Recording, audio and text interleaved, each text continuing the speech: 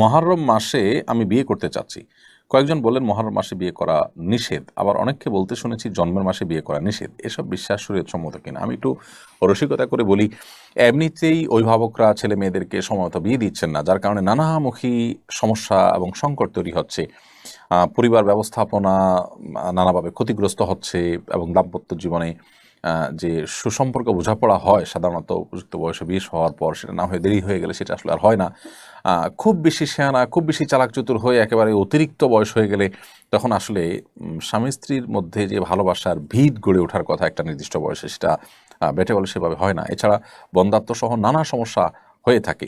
তো এমনিতেই প্যারেন্টসরা আপনার এই ভোগবাদিতার কারণে, আপনার জাগতিক নানা ইস্যুর কারণে তারা তাদের সন্তানদেরকে যথাসময়ে বিয়ে দেন না, দিতে পারেন না।